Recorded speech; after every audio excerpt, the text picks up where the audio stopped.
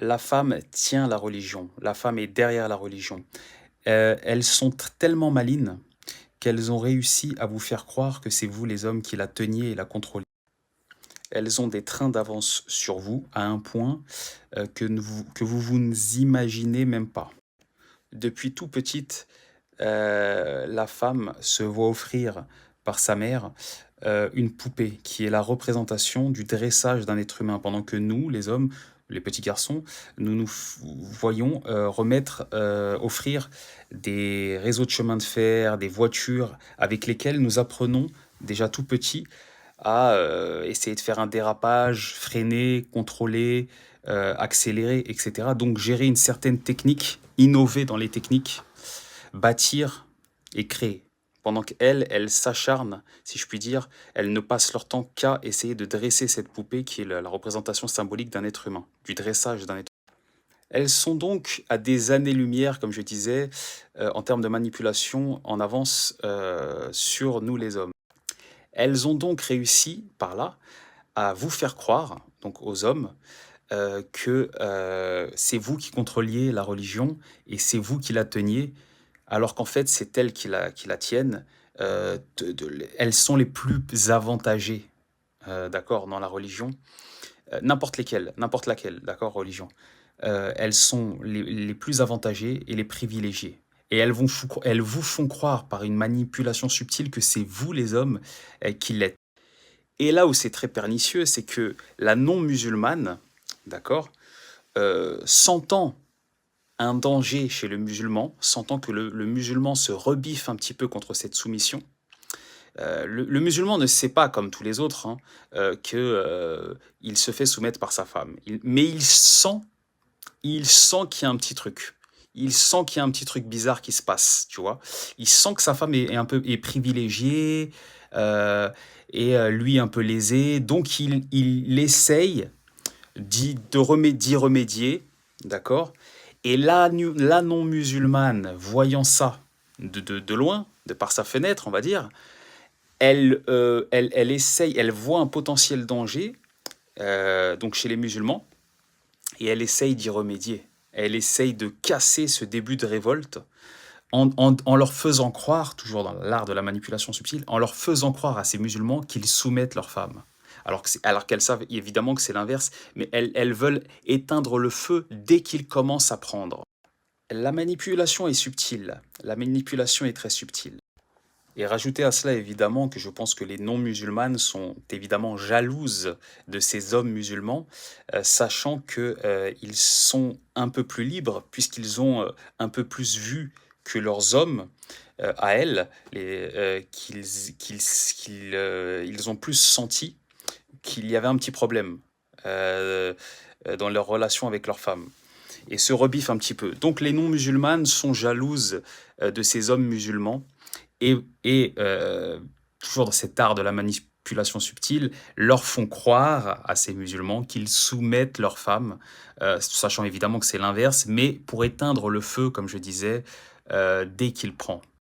Et cette manipulation ne vise pas que les musulmans, hein. Il vise maintenant aussi, par exemple, les Américains, avec Trump. Parce que Trump aussi a compris l'histoire. Donc, on voit tous les jours en France, quasiment tous les jours, dans le petit journal ou le grand journal, je ne sais pas comment ça s'appelle là, de Yann Barthès, c'est ça. Tous les jours, quasiment, ils essayent de ridiculiser Trump en le faisant passer pour un demeuré, justement pour éteindre le feu dès qu'il commence à prendre. Ils voient un danger. Ces Américains sont comme les musulmans. Ils ont compris qu'il y avait un petit souci. Ils ont compris qu'ils se faisaient bien douiller par les femmes, d'accord. Et ils essayent de se rebiffer un petit peu, tu vois. Et voilà. Et comme en France, c'est totalement, les hommes sont en grande majorité dressés, bien dressés, eh bien, par cette idéologie, eh bien, elles s'arrêtent pas qu'à la France, ces Françaises. Elles ne s'arrêtent pas qu'à leurs hommes. Ce n'est pas les frontières qui vont les arrêter. Elles, elles dépassent les frontières, maintenant via Internet, et elles essayent de propager à grands coups de manipulation, cette idéologie pour éteindre les feux là où il commence à prendre, aux États-Unis, chez les musulmans, je sais pas où, en Tchétchénie, ou je ne sais pas quoi, tu vois, en leur faisant croire que c'est eux, ce sont les hommes qui soumettent leurs femmes. L'art de la manipulation, elles ne rigolent pas. Elles ne rigolent pas, les amis. Je parle aux hommes là. Elles ne rigolent pas. Elles sont. Il faut reconnaître. Il faut reconnaître quand un adversaire. Il faut reconnaître quand un adversaire est plus fort que vous. Elles sont plus forts. Elles sont plus forts. Les hommes n'ont pas le temps d'acquérir toutes ces connaissances dont je suis en train de vous parler, car ils sont occupés à travailler pour elles. Donc, j'ai fait ce boulot. C'est pas, je ne l'ai pas inventé, hein. C'est d'ailleurs une femme qui a révélé tout ça.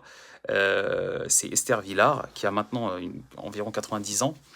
Elle a été agressée par des femmes, apparemment. J'ai appris ça récemment, là. Elle avait été agressée par des femmes dans sa vie, donc c'est pour vous dire. Euh, j'ai fait un boulot que la plupart des hommes n'ont pas fait, car ils n'ont pas le temps. C'est énormément de boulot. Donc, et petit disclaimer, pour faire un anglicisme, je vais m'adresser aux masculinistes et aux virilistes, s'il y en a qui m'écoutent, qui tombent sur cette vidéo. Je vais vous révéler la plus grande erreur que vous faites. Moi, je ne suis pas masculiniste et viriliste. Parce que j'ai compris quelque chose qu'il me semble que vous n'avez pas compris. Et je ne l'ai pas compris tout seul, hein. Je l'ai appris pareil dans un des livres d'Esther Villard. Vous pensez que la femme est moins intelligente que l'homme, car elle naît moins intelligente. Grande, grande, grande erreur. C'est pour ça que vous tombez dans ce panneau et que vous partez dans du dans du masculinisme et virilisme, voilà. Parce que vous voyez évidemment une injustice naturelle, si je puis dire. Mais c'est beaucoup plus subtil que ça. Je vais vous révéler ce que c'est. La vérité, c'est que elles choisissent à un moment donné de leur vie, très tôt, vers 6-8 ans généralement, d'arrêter d'essayer d'être plus intelligente, d'essayer d'être aussi intelligente que l'homme. Pourquoi? Et la raison, elle est très très simple. Tout simplement car elles ont le choix. Elles ont le choix d'arrêter ou de continuer. Là où l'homme n'a pas le choix, n'a majoritairement pas le choix.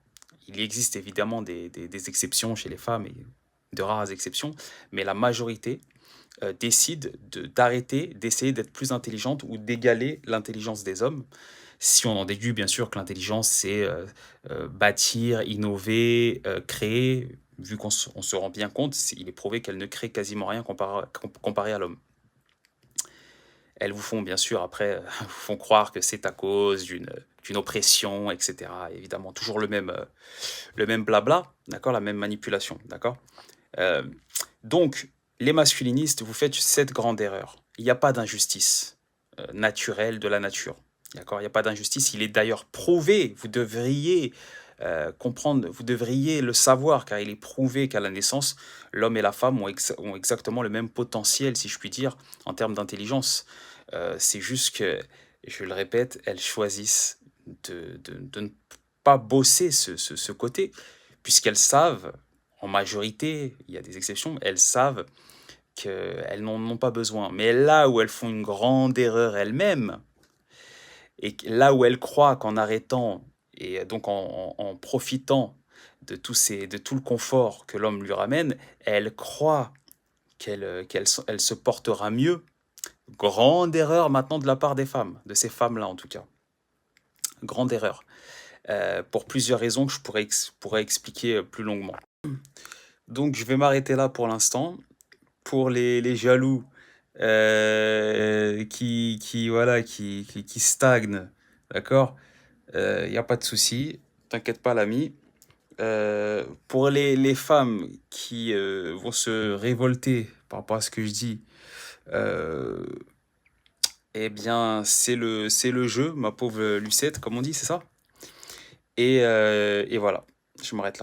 En tout cas, les hommes, ne vous faites pas avoir. Faites comme vous voulez. Je m'en fous. Croyez ce que vous voulez. Ragez, soyez jaloux. Prenez-moi pour je ne sais pas qui. Il n'y a pas de problème. Il n'y a pas de problème. Mais ne venez pas pleurer après. Ne venez pas pleurer. d'accord? Quand vous vous êtes bien fait avoir par les femmes, par une femme, ne venez pas pleurer parce que vous m'aviez traité moi de d'imposteur, de jaloux, de je ne sais, de tous les noms. Ne venez pas pleurer après, c'est tout ce que je peux vous.